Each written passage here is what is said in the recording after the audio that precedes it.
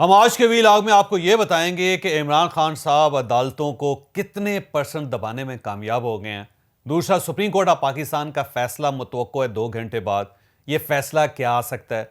और तीसरा, क्या इस फैसले को सियासतदान कबूल कर लेंगे या नहीं करेंगे। और चौथी चीज़, सुप्रीम कोर्ट ऑफ पाकिस्तान के अंदर डिवीजन आज भी है, तकसीम आज भी है।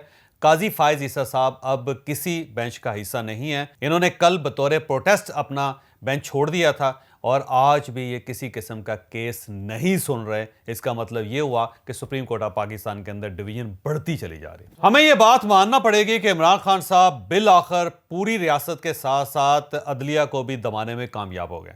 इमरान खान साहब का ये कमाल है और हमें यह मानना पड़ेगा कि वो इस कदर खौफनाक तरीके से बयानियां क्रिएट करते हैं कि जिसके बारे में वो बयानियां दिए जाता है वो पसपा हो जाता है, वो पीछे हट जाता है और वो पीछे हटाने में, तमाम इदारों को पीछे हटाने में कामयाब हो गए।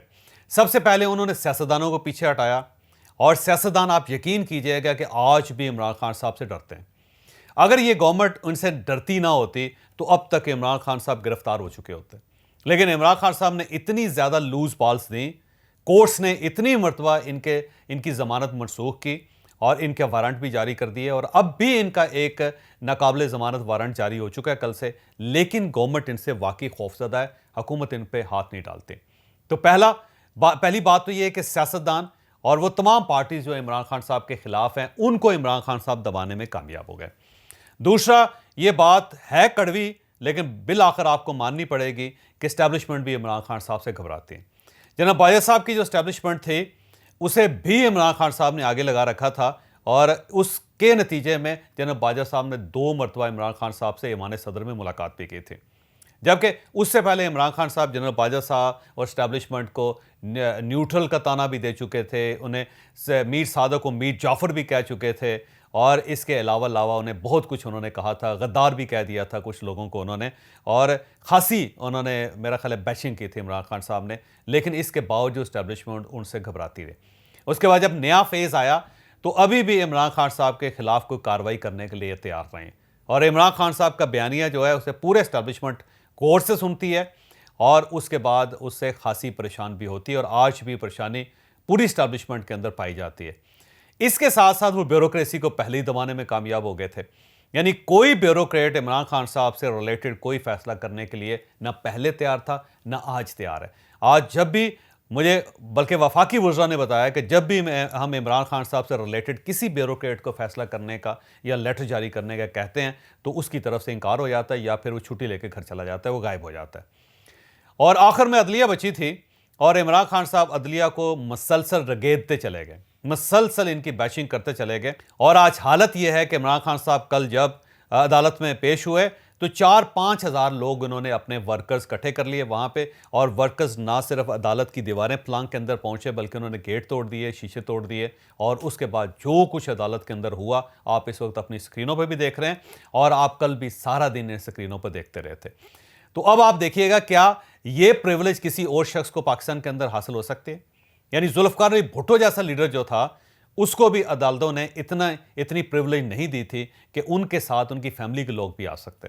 उन सबको सड़क के ऊपर दूसरी साइड पर खड़ा किया जाता था और कोई वर्कर, उनका कोई मिनिस्टर, उनकी फैमिली का कोई शख्स अदालत में नहीं आ सकता था और अदालतों ने इतना सख्त रवैया रखा उनके साथ। फिर मियां नवाज शरीफ, जब इनके खिलाफ केस चल रहा था तो 160 पेशियां मियां नवाज शरीफ ने अदालत में भुगती और इनका कोई वर्कर, इनकी फैमिली के बंदे भी अदालत में दाखिल नहीं हो सकते थे। मुकम्मल कर्फ्यू होता था अदालत के सामने।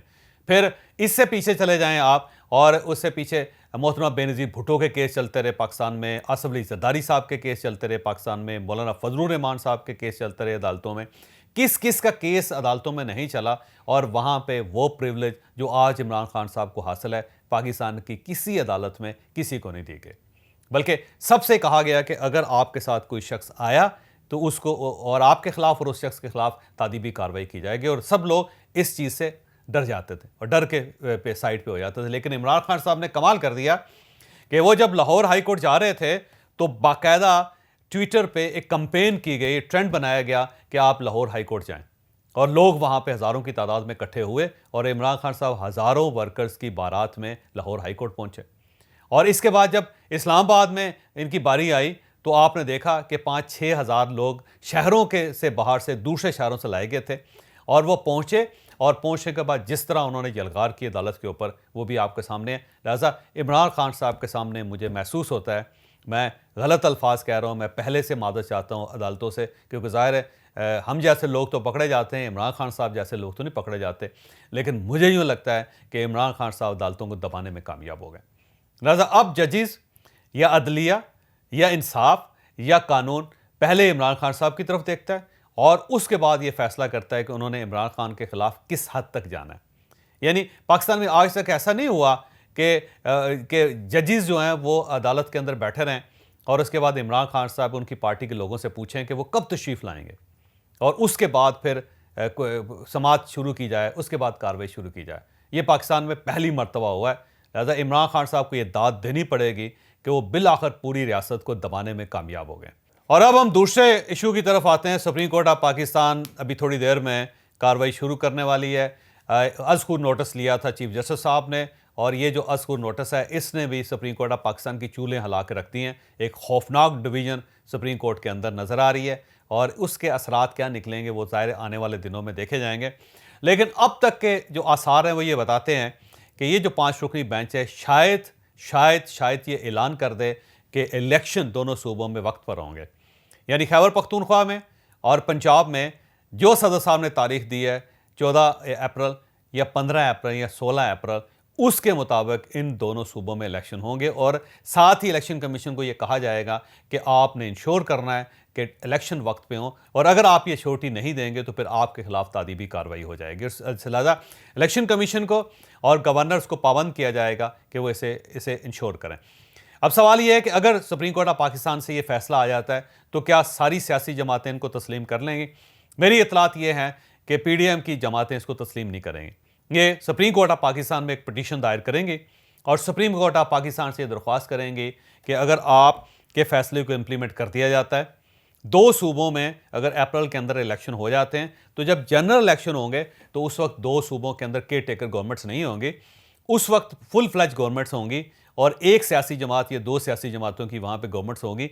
तो उन सियासी जमातों के होते हुए अगले जो जनरल इलेक्शन है वो इम्पार्शियल कैसे हो सकता है, उन्हें फिर क्लियर और शफाफ कैसे कहा जा सकता है, गैर जानबदार कैसे कहा जा सकता है। तो इस बुनियाद पे पीडीएम ने एक पिटीशन दायर करने का फैसला कर लिया। लिहाजा अगर ये फैसला आया तो पीडीएम इस फैसले को रुकवाने के लिए फौरी तौर पे सुप्रीम कोर्ट ऑफ पाकिस्तान से रब्ता करेगी। और अगर सुप्रीम कोर्ट ऑफ पाकिस्तान ने इसके बावजूद ये डिसीजन कर दिया कि नहीं, इलेक्शन तो 90 दिनों के अंदर अंदर ही होंगे, तो तब भी मैं आपको ये यकीन दिलवा रहा हूँ कि इलेक्शन नहीं हो सकें। उसकी वजह यह कि सारी सियासी जमातों को पता है कि अगर इस वक्त इलेक्शन हो जाए तो हम सियासी तौर पर फोत हो जाएंगे।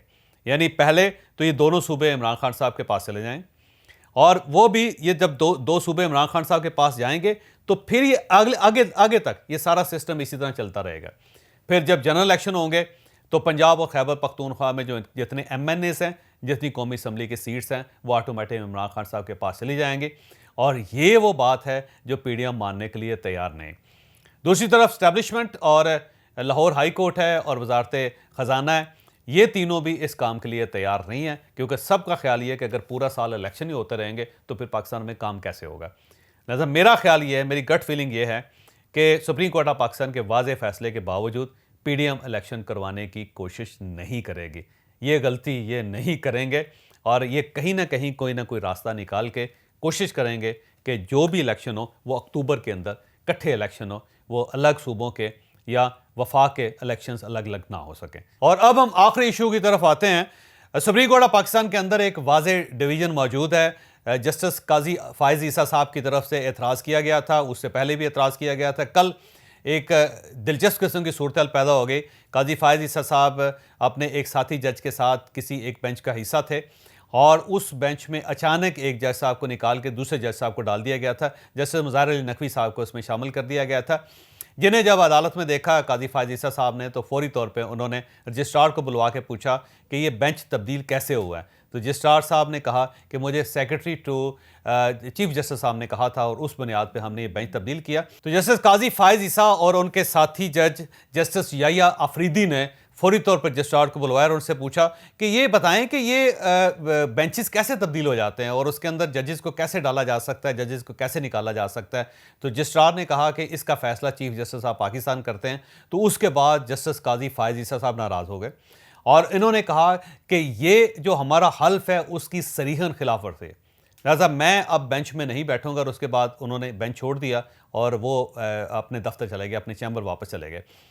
और आज के दिन भी वो किसी किस्म का कोई केस नहीं सुन रहे, किसी बेंच का हिस्सा नहीं बन रहे। लिहाजा अब आप खुद अंदाज़ा लगाइए कि सुप्रीम कोर्ट ऑफ पाकिस्तान के अंदर एक ऐसी खौफनाक सी सूरत पैदा हो गई है जिसकी नज़ीर पहले नहीं मिलती। और अगर ये लिंगर ऑन कर जाती है, अगर ये आगे बढ़ती चली जाती है, तो सुप्रीम कोर्ट ऑफ पाकिस्तान की जो स्प्लिट है वो आने वाले दिनों में पाकिस्तान को ठीक ठाक नताइज भुगतने पर मजबूर कर देगी।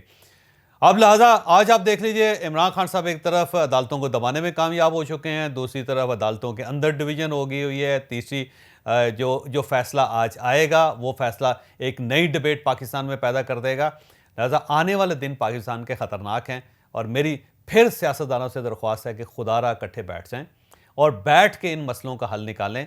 अगर आप इकट्ठे नहीं बैठेंगे तो फिर आप कहीं भी बैठने के काबिल नहीं रहेंगे।